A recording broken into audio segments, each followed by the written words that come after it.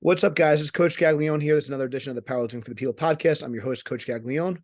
We got an interview with one of our members today. Seth, how you doing? I'm good. How are you today?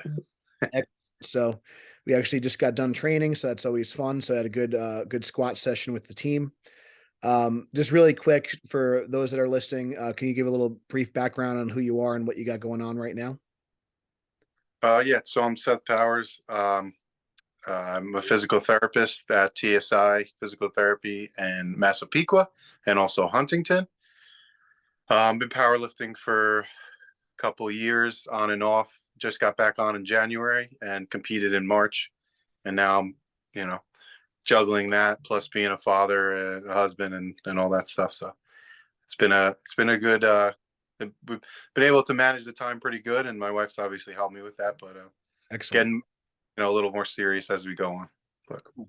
So yeah, there's a lot to unpack there. So I want to kind of definitely go through your profession. I want to go through like the family stuff. So I want to kind of rewind a little bit. So I know we did some work and training together like previous. So and I want to kind of maybe kind of revisit that, like as far as like when you got started, if you can remember, like what was it like kind of getting started and then doing your first competition and versus kind of fast forward to like I guess maybe what are some of the similarities, what are some of the differences as far as training now? gotcha. Yeah, so started probably truly powerlifting in 2015. I'd always done, the three main lifts, maybe adding in like a power clean or a hang clean before that. But the three main lifts have always been done because I played high school and college football, um, but never really pushed the weight on like deadlifts. And always we're looking for like a 3 to 5 rep kind of power max for squat and bench, and everything was just fast, explosive. So, starting in 2015, I definitely needed to learn some control. And I still am breaking out the rust even now, just learning the control aspect, because powerlifting as a sport is obviously much different than, you're lifting with the football guys in the gym. So it's a different style. But yeah, so competed for the first time in 17. So I started in 16, probably I did my first comp in 17. I did like bench only. After that, I did I heart deadlifts, and then I did another full meet to kind of cap out, let's say like 2019, and then that's when Okay. I stopped. Yeah, so Just I want to pause for a little bit. So I want to, and we could just kind of take our time. I don't need to rush through. So um I think number one, I just want to, so obviously you had the athletic background. But also sometimes that's kind of good and sometimes it's bad. But I think it's definitely good from a mental standpoint. But sometimes, I guess, did you feel like you had to kind of unlearn some things, or maybe just approach like lifting, like I guess in a different way? Like you talked about the control, so can you kind of, I guess, just talk about that a little bit? Maybe if you kind of come from more of a ballistic or kind of explosive background. So when you say that you need to focus a little bit more on control, can you just kind of go into that a little bit deeper? yeah. So I mean, we could start with the bench. Um, obviously in the bench we have to have a little bit of a pause on the chest and then explode up. So it was always, put as much weight on the bar and just bang it off and, get the rep, and that's it. So um, I guess similar to the squat where there was really no preaching of depth, kind of just hit it and went. And we never deadlifted. So, I mean, I can't even, that's like a whole new lift even the past couple of years. So, um, but it was hard because the other side of it too is when you're doing the explosive lifts, you're training for the sport that's explosive. So we're also running, we're also doing sprints, and that obviously is not part of our training at all. So my mentality had to change, as far as like how I prepared for just a lifting session. And I think early on, not now, but early on, I was always like, all right, let me go to Crunch Fitness and hit cardio after I do a powerlifting session, and I'll go run a mile or I'll do some sprints on the field. So not just control of the bench bar and the squat reps, but just control of the volume that I was doing. It's much different now, than Yeah, it was. I think as we age and stuff, and you go from like a junior lifter, to sub masters, masters lifter, definitely the recovery piece is big. And I think like, yeah, like just kind of pulling back on the training volume is definitely big. The frequency of like heavy lifting, and we can kind of talk about specifics. We could talk about, accommodating resistance and things like that, and kind of, doing things to kind of spare the low back. Um, so I think all that is definitely is huge. So a lot of times, I kind of think about the time I wrestled and things like that, and the amount of training I did was kind of pretty absurd. And so definitely have to kind of pull back on the heavy on the amount of training days you might do. I think that Yeah. you get a lot done. So even like right now, like, today, like you kind of had to double up on certain lifts. So I think that, people kind of underestimate what you can kind of accomplish in 2, 3, 4 days a week, just for maybe, 60 to 90-minute session. The other thing I wanted to also highlight too, for people that are kind of getting started, I thought, and this is something I advocate a lot for, and it's not always as popular. You also start off with just doing some single lift meets. So, you did the bench contest and the deadlift contest. So I guess how did that do you feel like that helped kind of prepare you for like doing a full contest, doing like the single lift events first? I definitely helped me because like you can kind of gauge like where you're at after, 3 attempts with a bench only contest. And then when you go into the full meet, you kind of know what expenditure, like what you're going to have to do hydration wise, or eating during the meet to kind of keep yourself going to get that deadlift after. And then, the squat, I'm going to probably do the squat only meet, but knowing how each lift takes, like what it takes out of you, is kind of what you take from those, single only meets, which I think it's great. And then there's also some of the single only meets, there's a little twist. So you can see kind of, I think we did 220, we did this slingshot, and then we did a 225 rep, so you can kind of see where your progression is Yeah. with that.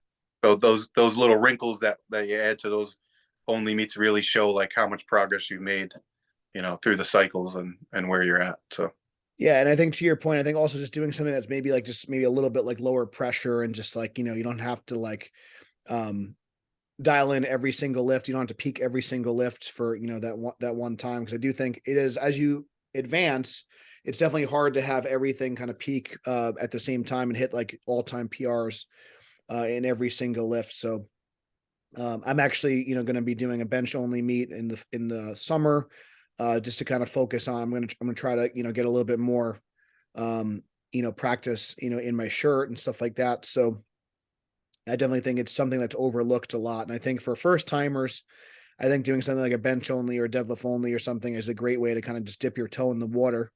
So it's something that we like to offer. It's obviously single lifts are not as fun if you're like doing a single lift out of full meet and you got to wait around, but that's one yeah. of the reasons why we offer those kind of specialty like single lift contests. So I think that's great. Um, so obviously you kind of competed for the first time. So and then we had obviously you had a little like, hiatus, kind of getting your career in order, getting your kind of family kind of, in order. So as far as like kind of what your training is looking like now versus what it was looking like then, I guess what are some of the similarities and differences that you're kind of, I guess, dealing with now? Yeah, I mean the difference is I might have to join 2 days, or hit a day at work, and that has to be a quick session, or after work, because we have a facility that I can do some of this stuff. And then obviously changing to like Sundays, or maybe pushing accessories to like a late night on a weekday. So that's the difference, because back in the day it was uh you know when I was started, that I was 24, 25.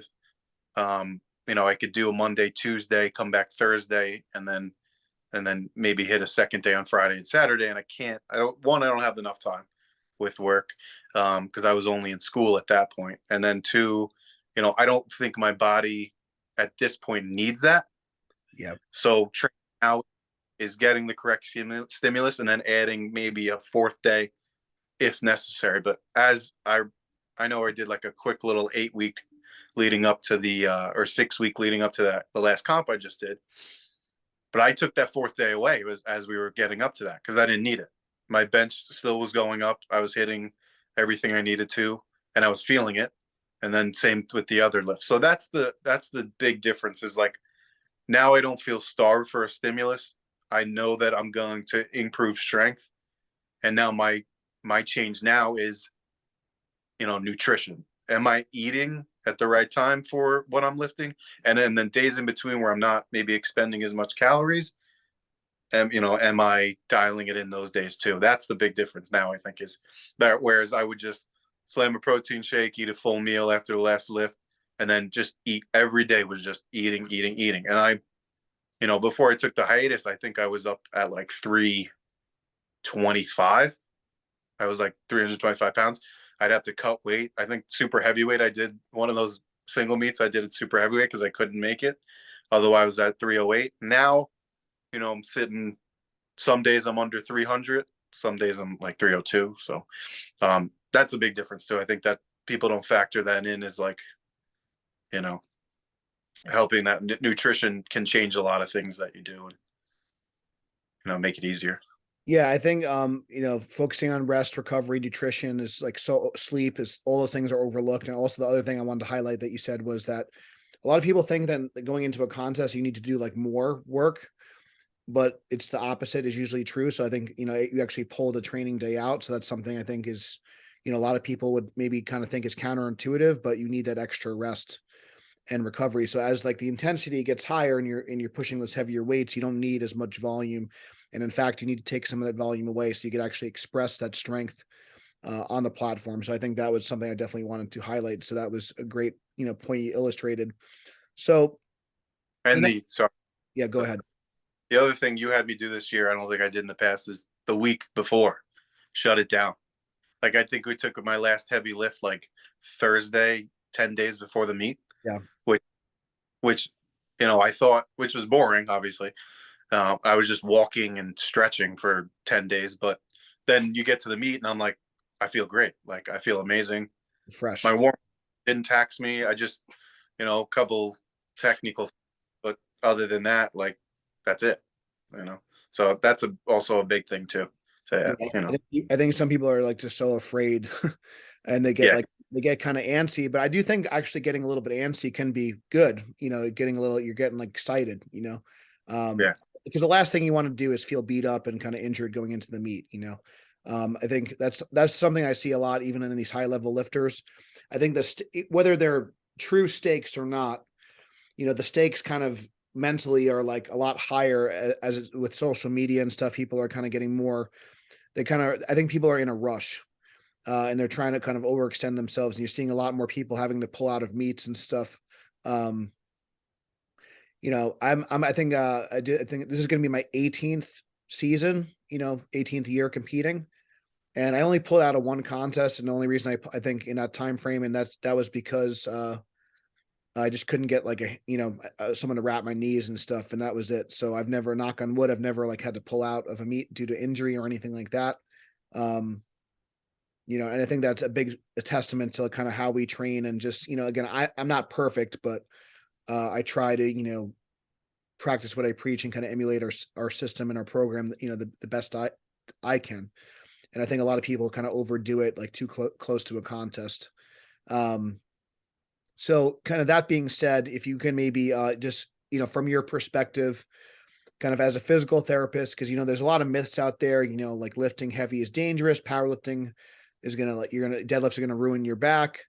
So just from like your kind of standpoint as a professional in, like, in your space, um, I guess if there's maybe some myths that you could dispel, or just maybe like, you could even explain a little bit on, like, I guess your take on like how we train, because obviously how we train's a little bit, it's a little bit atypical from what's, I guess, popular, at least right what's trending right now.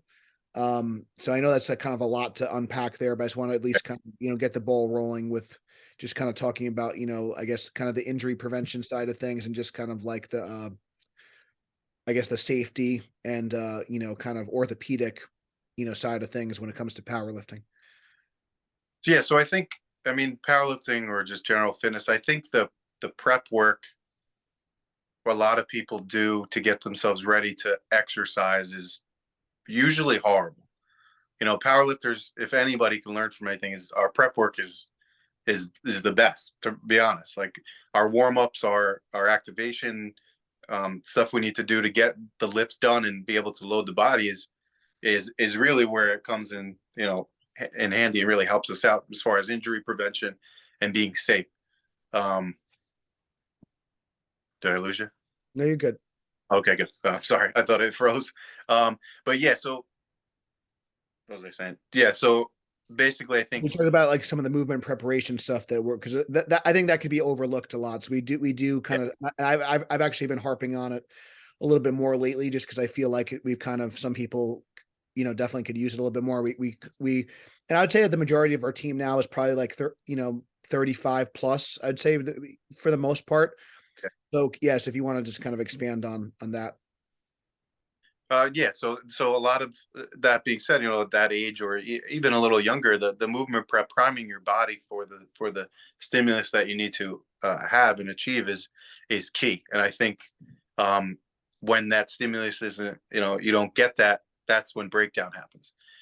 And there's always going to be maybe a little technical error, but if your body's not ready for it Yeah. and form and the tissues aren't expanded and elastic, then the hip's going to start to hurt. And then maybe it's not that lift, but it's 3 weeks of being like, all right, I'm just jamming into my hip every time. I'm not doing anything about it. I'm not warming up properly. I'm jamming it into again. And then, when I go up my flight of stairs at home, go into bed, sit down, work all day, and then you try to get up out of a chair and you're like, oh, that's, a little uncomfortable. And then that's when people get injured because they don't fix that issue, and then they don't prep for their exercise, whether it be powerlifting or just, going for a run or just going for a HIIT class or whatever people are doing. And then that's when they get injured. And then they come and they have, you know, severe arthritis. Let's say we push to the people that are 30 plus, and their hip has, severe arthritis and they got bursitis and orthopedic issues like that. And they're like, but I didn't do it. I didn't fall. I didn't hurt myself. Well, you didn't do something traumatic. You created a chronic problem because you didn't take care of X, Y, Z, and your body can't handle that stuff. And I deal with people all the time where it's like we get them to feel better, and then they go for a 3.5 mile run, or we get them to feel better. I have a lacrosse kid. We get them to feel better, and then he does power cleans, and then the next day he's got a lacrosse game. Like it doesn't, there was no prep. It was just like boom, boom, boom, and then tissue injury.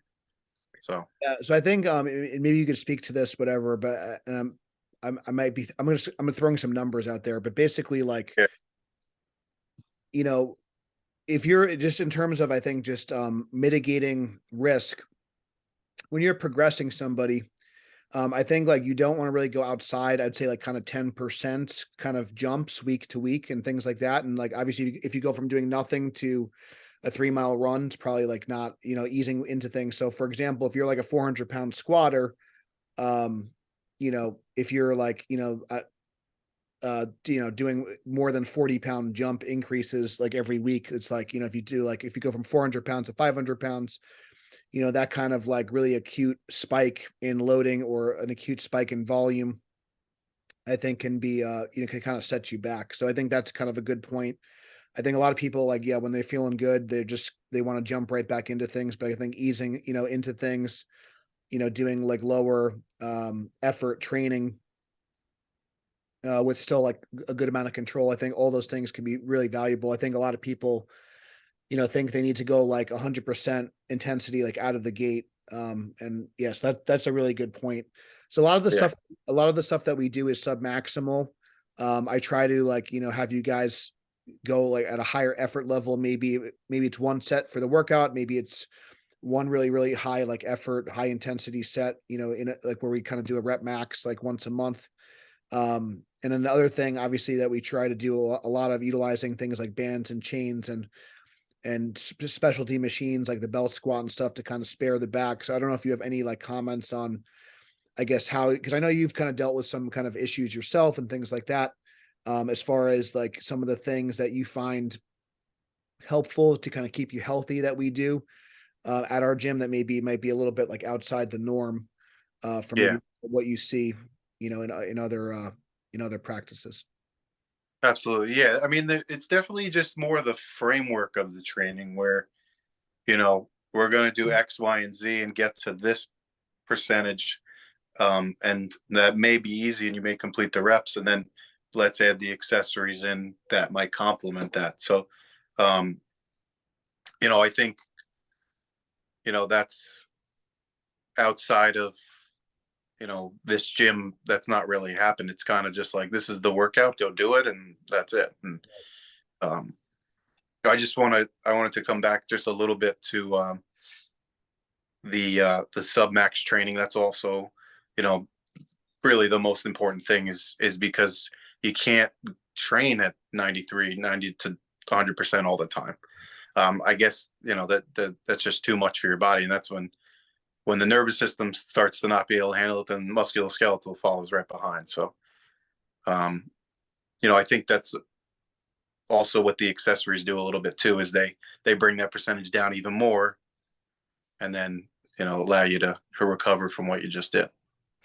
So, Yeah, that's something I've always kind of tried to figure out, like, at least with myself, try to like rationalize like why what some of the kind of isolation stuff does. I think that, sometimes it could just be a matter of like getting blood flow to certain areas after doing something more like, for lack of a better term, like something like a 5 rep max squat could be, fairly traumatic. And then maybe doing some, leg extensions just to get some blood around the knee, and, doing some back, hip extension movements to get, some blood in there, I think can be really beneficial, but also, just to really kind of target weak points, but you're getting like kind of more kind of stimulus to those specific muscle groups. Also with just without as much kind of systemic fatigue and without as much spinal loading, and more joint forces and stuff. So, because I know like one of the thing, again, I don't know like how much you kind of follow, powerlifting training and stuff, but like what's really been popular now is just really high frequency work, really specific, really heavy training, kind of year round, heavy singles year round. Um, and I see that a lot of with like the junior and like kind of sub junior lifters that are doing really well. But I always like kind of wonder and kind of scratch my head, like, what's going to happen 5 to 10 years down the line if they kind of continue on. Um, you know, I see some people like they're, benching with a straight bar like 5 times a week. Um, yeah, so, I, so I, not, so I don't know if you want to comment on that or, I mean, I see it now already. Like, I'll get kids who work out for their sport and do the main lifts, and, they get hurt or whatever, they get an injury, and they'll have wear and tear changes that someone who's 60 should have. yeah, it's And crazy. they're 15. So that's, a big thing with the parents is like, well, the MRI says that they have degenerative disc disease. That's the big one, where the disc shrink and basically they lack the cushion, between each vertebrae, or, they have a bulging disc, and really, if you think about the lifespan of things, their disc should be very spongy and healthy, and what we call like hydrated, and they're not. Um, so I think these heavy lifts are, my lights flickering. I think these heavy lifts are gonna eventually lead to breakdown, to where, you know, maybe 50s, 60s, maybe a little sooner, 40s, that they're starting to run into these issues. Um, but I mean, I'm curious to see too, because it's accelerating the process, but it's also making, hips and knees and ankles stronger. So I'm curious to see what it does to the spine over time. It obviously it's becoming more common that kids are also getting like, what's called like a spondylolisthesis, where there's a shift also in the vertebrae. Yeah. That's another one becoming way too common, from even when I started 4 years ago to like now. It's like, oh, we got another spondy. Like, it's just, we didn't see any when I started, and that's only a couple of years ago, and now we're seeing a ton. So, I think those type of things, are going to be more prevalent. But I hope not, because I think also the gym lifestyle in this country now is also different than it was back in the day, to where like it's a good thing to go to the gym 5 6 days a week, and like, whereas years ago, like, doing yard work around the house was the main like thing you did to be healthy, going for a walk. So there's also like adaptations that humans are probably going to have, that maybe we can, when you're young, withstand that, and it might help you in the future. Maybe there'll be less total knees and hip replacements and shoulder repairs, and maybe, hopefully not, there's more like fusions and things like that. So, Yeah. Yeah, that's definitely a good point. Obviously, you're seeing stuff like you're seeing, I'm kind of seeing more of like what's going on in terms of like the training side of things, and you're seeing kind of, the injury side of things, and you're kind of seeing that. So it's kind of interesting. And obviously, like I said, we won't know until we kind of fast forward. Um, but I guess the way I look at things, I always try to think about it like, the common kind of analogy is kind of like a door, like on a hinge. And if obviously like kind of the more you kind of eventually the hinge is going to kind of wear out, the more kind of times you open it and obviously how forcefully you open it. And if you're kind of like, twisting it or shearing it, in a weird direction. Yeah. One of the things that we just try to do is try to like limit, try to get like the best stimulus with the lowest amount of touches to the barbell. Um, so that's just kind of like how we like to do things. It's not to say, and obviously everything you do is going to have some wear and tear. And again, to your point, like I said, there's going to be positive and negative adaptations with everything you do. But just try to obviously mitigate the risk factors the best you can. So that's just kind of like our kind of philosophy. So I guess for some of the things, like obviously, like there's a lot of myths out there, like, oh, this is going to hurt your back, this is going to hurt your knees. So I think kind of the big take home message, as long as your kind of body is prepared for it and you're kind of doing the good preparation work. I think a lot of people kind of skip over a lot of that stuff. And then obviously slow and steady. It sounds, it's so like over said, but cliche, but kind of slow and steady, wins the race. I think that's kind of the big kind of take home message. The other thing I also wanted to kind of rewind a little bit. I kind of glanced over, like obviously you had a little bit of a hiatus, but you did Yeah. come back. So that's one of the things I like about powerlifting is that it's not like a high school or collegiate sport where there's like a 4 year kind of deadline or time frame. So you took some time off and then you kind of came back to it. So I guess for people that maybe they have competed before and they've had like that hiatus, I guess what advice can you give to somebody that's maybe like, wants to get back into it after taking like maybe a long break? Yeah, I mean, if you're the type of person that likes competition and you really you get excited for that, you got to just go for it and don't think it needs to be, your hunger is going to be there when you try to do a competition. Like the moment after the meet, I was already hungry to come back and hit the deadlift I missed and hit the weights I used to lift and then exceed that. And I have some numbers in mind, but now I'm just enjoying the process and I definitely probably I jumped back into it because I always knew I was going to come back, but there's always timing with other things, other responsibilities and shifts in time. And then you settle into that and you can figure out your routine. So, if anyone has like a little inkling, like, all right, maybe I'll come back, maybe I'll compete, or maybe I'll try to compete for the first time. Like, you know, put together a cycle, put together 2 cycles. If you're still like, hey, like I'm here, I'm enjoying this, then get on the platform and make those numbers show. Because it really came down to like, and it always stuck in my head. Um, you know, I wanted my lifts to matter. I wanted what my hard work, similar to, my careers. I wanted my hard work and my education to pay off for somebody. So the same thing applies to powerlifting. I want my hard work and dedication to actually show. So competing is that show. It's not a national showcase, but for me, it's my showcase. So I want to show to myself, my family that I'm improving and I'm chasing something. Um, so if somebody's coming back to do competing and they want to chase that something that maybe they didn't accomplish, I would say you got to get on it because, and that's what I was trying to say is like when I started, Jose was like, you know what, good job, look good stuff, but got to hit it on the platform. And it just stuck in my head like, okay, yeah, today I just hit whatever 490 whatever for 5. Let's see when we get to the run max. And as soon as I hit that 1 rep, I'm gonna be like, got to hit on the platform. So that's what I'm chasing now, and I'm loving it again. Obviously, we got a great atmosphere. Yeah. Glad to be back, buddy. So that's also a big part of it too. Is like the atmosphere that's there is making it easier to train.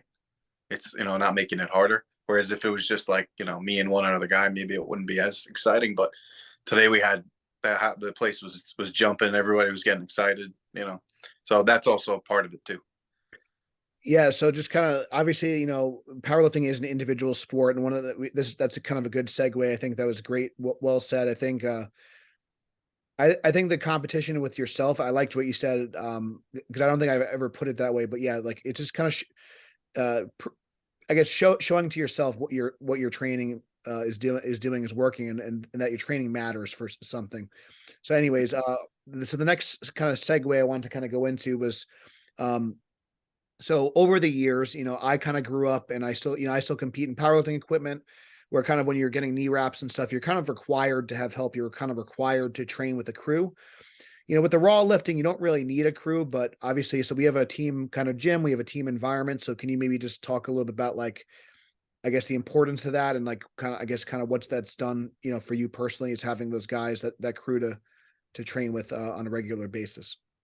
Yeah, absolutely. I mean, it elevates it. It elevates everything. It elevates every warm up, every rep. Um, it's also part of why I do it, is because that's football. That's organized sports. Yep. It's the guys that are cheering you on, where they don't care that you're stronger than them or not as strong as them. They want you to stand up with that bar. They want you to press the weight. So having a team also, from a safety standpoint, Yeah. mentally, I'm not worried if I'm putting even 300 pounds on my back. I'm not worried if I cave in, that I get a little bit of help. You know, um, so having those guys have your back to just either push you and get that lift, or also have that mental security that you're going to have someone spot you properly and save you just in case a mishap happens, which they do. um that's goes, really helps with just like, not having to think too much about that side. Whereas I'll go back to, like, if I work out at work and I don't have anybody spotting me, in my head, okay, I have to subtract some weights. It's not going to feel as good, and if I have to bail on this bar, I might get hurt. Because I'm more of like a low bar squatter, so bailing on it's going to be a little bit harder than if I was a little high bar and I just dumped it back. Or same with like I try not to bench on my own, because that's just, to me, it's suicide when you're over 300 pounds. It's Like, dangerous. Yeah, no, for sure. yeah. So, but having the guys behind me, again, motivation, to do better, and I know that they're always wanting me to do better, and also safety. They're able to help me, so All right, it's great. awesome. Appreciate it. So, I think that's kind of a good, unless there's anything else that, we wanted to cover, before I let you go. But, for people in the Long Island area, where can they find you if they need a physical therapist or wanted to, check out what you're doing? Yeah, so I'm in the Schwartz Institute in Massapequa, and I'm also in the Huntington Dix Hills area. 3 days a week in Massapequa, two well, three, pretty much three in Dix Hills. So I'm working every day. But if they want to find me, they can contact me on Instagram, also S Powers DPT. Anyway, but I'm in pretty much covering the North Shore and the South Shore with those two offices. Yeah, and I'll just kind of say, like, even if you're not in the Long Island area, another good, resource, is clinicalathlete.com. But definitely, like, if you guys are, or girls listening, or are struggling with an injury, I do like, it always is good to, like, not necessarily like to be a power lifter, but someone that kind of understands the barbell sport, someone that understands, athletics. A good physical therapist can, make a huge difference, if you're coming back from an injury, or just trying to kind of just move better, feel better. So, thanks again, Seth. I appreciate it. If you guys enjoyed the interview, please give it a 5-star review and share it. Thanks so much for listening. And until next time, stay strong, and we'll see you soon.